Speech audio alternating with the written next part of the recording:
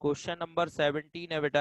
0 to a limit है √x/√x plus √a-x ठीक है। तो बिल्कुल सिंपल क्वेश्चन है, प्रॉपर्टी 4 से करना है मैं यहाँ पर इस क्वेश्चन को भी। ठीक है, तो सबसे पहले आई लेट कर लो इसे। ठीक है, इसे हमने आई लेट कर लिया बेटा। अब प्रॉपर्टी 4 अप्लाई करेंगे यहाँ पर बाय प्रॉपर्टी 4, और इसको हम इक्वेशन फर्स्ट भी लेट कर लेंगे। ठीक है, ये इक्वेशन फर्स्ट हो गई। प्रॉपर्टी 4 अप्लाई करो, देखो लोअर लिमिट 0 है, अपर लिमिट a है, तो हम क्या करेंगे, x के प्लेस पर a-x रखेंगे। अपर लिमिट a है तो x की जगह पर रखेंगे a-x। तो I is equal to 0 to a limit under root में a-x। ठीक है, x की जगह क्या रख दिया बेटा, a-x अपॉन में, यहां भी ऐसा ही करो बेटा, अंडर रूट में a-x और प्लस में अंडर रूट में a माइनस, और x की जगह क्या रखोगे, a-x। ठीक है, a तो ऐसा ही रहेगा, x की जगह क्या रखना है, a-x। तो जहां जहां x था वहां वहां हमने a-x रख दिया। ठीक है बेटा, अब इसको सॉल्व करते हैं।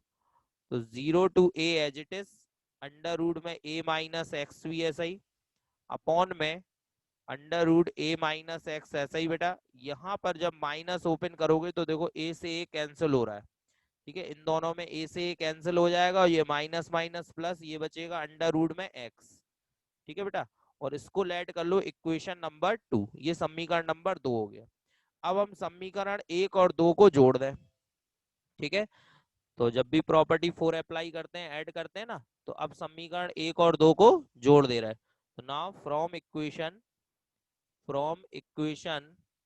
First plus equation second.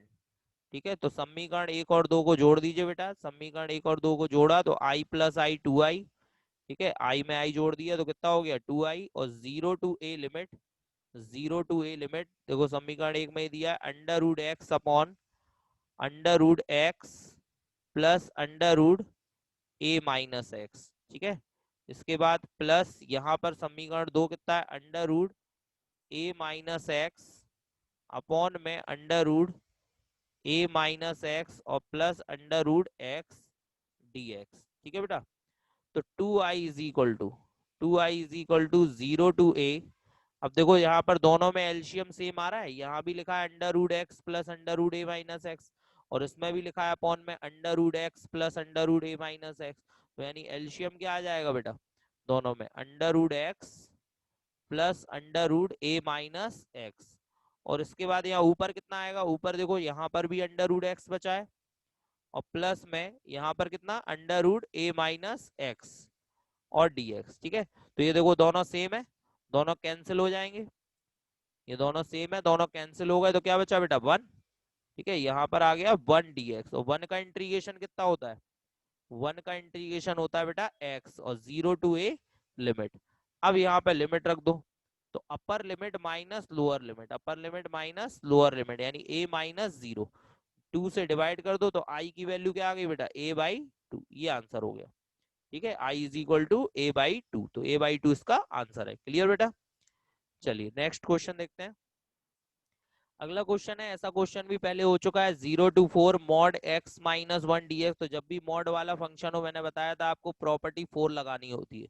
ठीक है, प्रॉपर्टी 3, सॉरी, प्रॉपर्टी 3 यहाँ पर लगानी होगी हमें। ठीक है, अब सबसे पहले हमें इस मॉड के अंदर जो वैल्यू लिखी हुई है इसको 0 रखना होगा।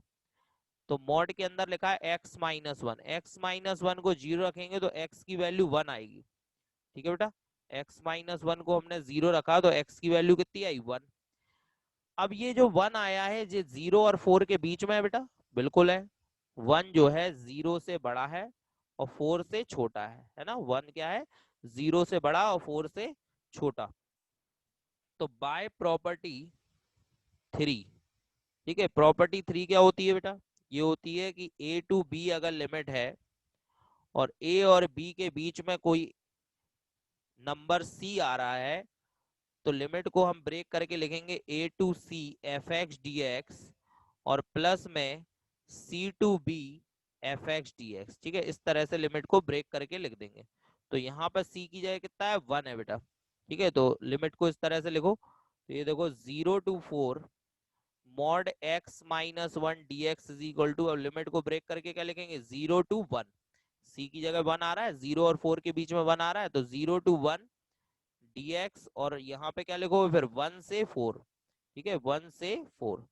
अब वैल्यू क्या रखेंगे, तो मैंने बताया था मॉड वाला जो फंक्शन होता है इसकी दो वैल्यू होती है, नेगेटिव और पॉजिटिव। सबसे पहले जब हम 0 से 1 के लिए बात कर रहे हैं, तो 0 से 1 यानी 1 से कम पर बात कर रहे हैं, तो नेगेटिव लेना है, यानी माइनस का x-1 लेना है, ठीक है। और जब 1 से 4 के लिए बात कर रहे हैं तो पॉजिटिव लेना है, यानी x-1 लेना है, ठीक है। तो 1 से कम के लिए नेगेटिव, 1 से ज्यादा के लिए पॉजिटिव, तो यहाँ 0 से 1 के लिए नेगेटिव और 1 से 4 के लिए पॉजिटिव।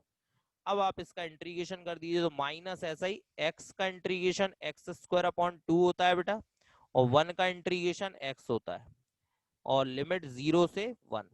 यहाँ पर भी इंटीग्रेशन करिए, x का x² अपॉन 2, 1 का इंटीग्रेशन x, और लिमिट 1 से 4। अब लिमिट रख दो बेटा, तो ये देखो माइनस ऐसा ही रहेगा, पहले 1 रखो लिमिट, तो 1/2 - 1, है ना, पहले 1 रखेंगे, 1 का स्क्वायर 1/2 -1, और फिर माइनस लगा के 0 रखेंगे तो बेटा 0 हो जाएगा, पूरा 0 हो जाएगा, दोनों में 0 रखेंगे तो 0 हो जाएगा, प्लस प्लस इसके बाद पहले 2 रखो लिमिट, सॉरी पहले 4 रखो बेटा, तो 4 का स्क्वायर 16/2 -4, फिर माइनस लगा के 1 रखो बेटा, तो 1/2 -1, ठीक है। अब इसको सॉल्व कर लीजिए, तो देखो माइनस ऐसा ही 1/2 में से 1 गया बेटा, 1/2 में से 1 को माइनस किया तो माइनस का 1/2 बचेगा, ठीक है, क्योंकि यहाँ पर 2 एलसीएम ले लेंगे हम लोग, 2 एलसीएम, और 2 में से 1 गया -1, प्लस ये देखो इसमें कितना बच रहा है, 2 से 16 काट दो, 2 अट्ठे 16, -4, और ये 1/2 में से 1 घटा दो तो -1/2, सो माइनस माइनस प्लस, ठीक है बेटा। तो कितना आ रहा है अब सॉल्व करने पे, ये भी माइनस माइनस प्लस हो गया 1/2, प्लस ये देखो 8 में से 4 गए तो ये 4 बचे, और प्लस 1/2, 1/2 जोड़ दोगे तो कितना हो जाएगा बेटा, 1 हो जाएगा, और 4 और 1 5, तो इसका आंसर कितना आ गया बेटा, 5, ठीक है, ये इसका आंसर हो गया, क्लियर। चलिए नेक्स्ट क्वेश्चन, क्वेश्चन नंबर 19 है बेटा, दर्शाइए कि 0 to a f(x) * g(x) बराबर 2 0 to a f(x) dx है, जबकि f(x) बराबर f(a-x) एवं gx प्लस g(a-x) बराबर 4 के रूप में परिभाषित किया गया। ये हमें गिवन है बेटा, ये दोनों कंडीशन गिवन है, और ये हमें प्रूव करना है, ठीक है। तो सबसे पहले जो लेफ्ट हैंड साइड है इसकी बोलेंगे हम, और इन दोनों कंडीशन को यहाँ पर यूज कर सकते हैं। तो देखो लेफ्ट हैंड साइड यहाँ पर कितनी है बेटा इसकी, LHS लेफ्ट हैंड साइड कितनी है, 0 to a f(x) * gx और dx, ठीक है, ये लेफ्ट हैंड साइड है। अब अगर इसमें प्रॉपर्टी 4 लगा दे बेटा, बाय प्रॉपर्टी 4, ठीक है, प्रॉपर्टी 4 से देखें, इसको आई लेट कर सकते हैं हम, ठीक है, आई पढ़ लो उसको, लेफ्ट हैंड साइड को क्या लेट कर ले हम लोग, आई, तो आई बराबर, ठीक है, 0 to a f(x) gx और dx, ठीक है, प्रॉपर्टी 4 लगा, बाय प्रॉपर्टी 4, ठीक है, क्योंकि लोअर लिमिट 0 है, प्रॉपर्टी 4 लगा सकते हैं इसमें, तो देखो कितना हो जाएगा बेटा, 0 to a, ये हो जाएगा fa-x और ga-x, प्रॉपर्टी 4 लगाएंगे बेटा, तो यहाँ पर x की जगह क्या रखेंगे, a-x, इसको इक्वेशन फर्स्ट लेट कर लो, और ये हो गई इक्वेशन सेकंड। बात समझ में आ रही है। तो जब हमने इसमें प्रॉपर्टी 4 लगाई बेटा, तो यहाँ पर हमने x की जगह पर a-x रख दिया, अब दोनों को ऐड कर दे, तो now from equation first plus equation second, from equation first plus equation second, दोनों इक्वेशंस को ऐड कर दो बेटा, तो i प्लस आई कितना हो जाएगा बेटा, 2i, i plus I 2i, और 0 to a लिमिट, लिमिट यही रहेगी, और यहाँ पे समीकरण 1 में देखो f(x) * gx, और प्लस में ये कितना है, fa-x और ga-x और dx, आया समझ में।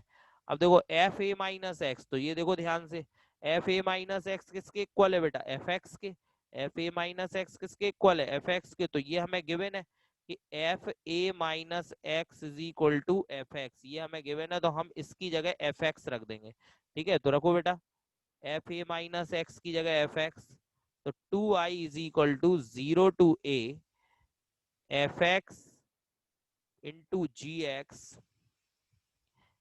जी एक्स प्लस इसकी जगह एफ एक्स आ गया और जी ए माइनस एक्स और डी एक्स। ठीक है, तो अब आप देख रहे हो यहाँ पर एफ एक्स दोनों में कॉमन आ रहा है। ठीक है, एफ एक्स क्या आ रहा है बेटा दोनों में कॉमन, एफ एक्स कॉमन आ गया तो बचेगा क्या 0 to a, सॉरी इसको इंटीग्रेशन के अंदर ही लिखेंगे, कॉमन लेंगे लेकिन इंटीग्रेशन के अंदर लिखना है बेटा। ठीक है, तो ये integration 0 to a f x common और फिर ब्रैकेट में क्या बचा बेटा, यहाँ पर बचा जी एक्स और प्लस में यहाँ कितना बचा जी ए माइनस एक्स। ठीक है, बात समझ में आ रही है बेटा। तो ये क्या बचा, यहाँ पे एफ एक्स दोनों में कॉमन ले लिया तो यहाँ जी एक्स बचा और यहाँ पे जी ए माइनस एक्स बचा। अब जरा ये वाला रूल देखो, जी x plus ji a minus x बराबर 4 है ना, जी x plus ji a minus x की वैल्यू कितनी है बेटा 4। ये यहाँ पे 4 रख देंगे, जी x plus ji a minus x की जगह 4 रख दो यहाँ पे, तो कितना आ रहा है 2i is equal to 0 to a f x into 4 dx। ये 4 बाहर निकाल लो बेटा तो 2 दूनी 4, 2 बार कट जाएगा तो i बराबर कितना आ जाएगा बेटा 2 और 0 to a f x D x. ठीक है, ये देखो यही राइट हैंड साइड है ना, राइट हैंड साइड देखो ध्यान से क्या लिखी है 2 0 to a f x D x, यही हमें प्रूव करना था बेटा। क्लियर, समझ में आ गया। चलिए नेक्स्ट क्वेश्चन देखते हैं। अब देखो क्वेश्चन नंबर 20 और 21 दोनों ऑब्जेक्टिव क्वेश्चन है बेटा। ठीक है, 20 तो बिल्कुल देखिए आसान है, x cube x cos x plus 10 power 5x+1। अब इसमें आप देख रहे होगी लिमिट -π/2 से पाई है, तो हमने जो आपको लास्ट प्रॉपर्टी बताई थी उस प्रॉपर्टी को ध्यान करो कि यदि लिमिट -a से a हो, अगर लिमिट -a से a हो तब इसकी दो वैल्यू होती थी बेटा, एक तो फंक्शन का डबल लोअर लिमिट 0। ठीक है, फंक्शन का डबल लोअर लिमिट 0, एक वैल्यू होती थी डायरेक्ट 0। ये कब होती थी, जब f माइनस एक्स बराबर एफ एक्स हो, और ये कब होती थी, जब f माइनस एक्स बराबर माइनस एफ एक्स हो। और समझ में आ रही है, अगर f माइनस एक्स बराबर माइनस एफ एक्स है तो डायरेक्ट लिमिट 0 हो जाती थी बेटा। इसमें देखो कई फंक्शन लिखे हैं, 1 2 3 4, 4 फंक्शन है बेटा यहाँ पे। तो इन चारों फंक्शन को अलग अलग चेक करेंगे कि f माइनस एक्स बराबर माइनस एफ एक्स तो नहीं आ रहा। अगर f माइनस एक्स बराबर माइनस एफ एक्स आ रहा है तो डायरेक्ट इंटीग्रेशन 0 हो जाएगा। देखो पहले एक्स क्यूब को चेक करो बेटा, एक्स क्यूब को चेक करो, एक्स क्यूब में एक्स की जगह माइनस एक्स रखो तो माइनस का एक्स क्यूब आ गया, तो यानी इसका इंटीग्रल क्या होगा बेटा 0, इसका इंटीग्रल 0 हो जाएगा। तो -π/2 से +π/2 एक्स क्यूब डी एक्स बराबर क्या हो जाएगा बेटा 0, इस प्रॉपर्टी के हिसाब से। फिर ये x cos x को चेक करो तो -x और cos -x है ना, तो देखो -x ऐसा ही, और cos -थीटा cos थीटा होता है बेटा, cos -थीटा cos थीटा होता है, उसमें माइनस आगे नहीं आता, तो देखो माइनस आ गया बेटा आगे, तो यानी कि इसका इंटीग्रल भी क्या हो जाएगा बेटा 0, यानी x cos x का इंटीग्रेशन भी बेटा 0 होगा। अब ये वाला चेक करो 10 पावर 5x, तो इसको कैसे चेक करेंगे, तो 10 पावर 5 माइनस एक्स, तो बेटा 10 माइनस थीटा माइनस 10 थीटा होता है, माइनस आगे जाएगा। और घात कैसी है बेटा, विषम, घात विषम है, तो माइनस की घात यदि विषम हो तो माइनस ही रहता है बेटा, तो यही रहेगा माइनस का 10 पावर 5x। तो यहाँ भी माइनस आ गया, इसका मतलब अगर इसका इंटीग्रेशन भी किया जाए तो वो भी क्या होगा बेटा 0 ही आएगा। आगे बात समझ में। तो फाइनली यदि देखें तो इन तीनों का इंटीग्रेशन तो आ गया 0, अब बचा 1, और 1 का इंटीग्रेशन क्या होता है बेटा, 1 का इंटीग्रेशन क्या होता है, 1 का इंटीग्रेशन होता है x, और लिमिट -π/2 से +π/2, ये लिमिट हो जाएगी बेटा इसमें। आगे बात समझ में, तो बस लिमिट रख दो, पहले π/2 आ गया, फिर माइनस का π/2 आया तो माइनस माइनस प्लस, और π/2 में π/2 ऐड कर दिया तो कितना आ गया पाई, तो कौन सा आंसर करेक्ट हो गया इसका, सी आंसर इसका करेक्ट है। आया समझ में। तो ये प्रॉपर्टी 6 से यहाँ पर इस सवाल को हमने सॉल्व किया। क्लियर। इसके बाद क्वेश्चन नंबर 21 अगर देखें तो इसमें दिया हुआ है 0 to π/2 log 4 + 3 sin x/4 + 3 cos x। ये भी बिल्कुल सिंपल है बेटा, इसमें प्रॉपर्टी नंबर 4 लगा दो, तो हम x की जगह रखेंगे π/2 माइनस एक्स, तो sine π/2 minus X cos x हो जाएगा, और cos π/2 minus X sin x हो जाएगा बेटा। ठीक है। और जब दोनों को ऐड करेंगे तो log m plus log m into n होता है। तो ये क्या होंगे, ये चेंज हो जाएंगे, ऊपर कॉस बनेगा नीचे साइन। तो जब log m plus log m into n करेंगे तो दोनों कट जाएंगे और यहाँ बचेगा वन, log वन। और log वन की वैल्यू क्या होती है बेटा, जीरो। ठीक है, नहीं समझ में आ रहा तो देखो ध्यान से। तो यहाँ पर i इज इक्वल टू ये दिया था 0 से π/2 log 4 + 3 sin x, और अपॉन में दिया है बेटा 4 + 3 cos x dx। ठीक है, 3 cos x, 3 भी आएगा यहाँ पर, 3 cos x dx। अब क्या करेंगे, हम प्रॉपर्टी 4 लगाएंगे, बाय प्रॉपर्टी 4। तो प्रॉपर्टी 4 के हिसाब से यहाँ पर x की जगह π/2 माइनस एक्स रखेंगे। ठीक है, x की जगह क्या रख रहे हैं, π/2 माइनस एक्स। तो 4 + 3 साइन π/2 माइनस एक्स, और अपॉन में 4 + 3 कॉस π/2 माइनस एक्स। ठीक है बेटा। तो देखो साइन 90 माइनस टीटा क्या होता है, sine 90 minus theta cos theta, sine 90 minus theta cos theta. तो ये कितना आ गया बेटा, 4 + 3 कॉस एक्स, और अपॉन में कितना 4 + 3 ये cos 90 minus theta sine theta, तो साइन एक्स dx। और ये हो गई इक्वेशन नंबर 2 और ये हो गई इक्वेशन नंबर 1। अब क्या करते हैं बेटा, दोनों समीकरणों को जोड़ते हैं। तो ना from equation first plus equation second. ठीक है, तो दोनों इक्वेशंस को हम क्या कर रहे हैं बेटा, ऐड कर रहे हैं। ठीक है, तो कितना आएगा देखो, i + i 2i हो जाएगा, और 0 to π/2, 0 to π/2 इन दोनों को भी जोड़ो बेटा।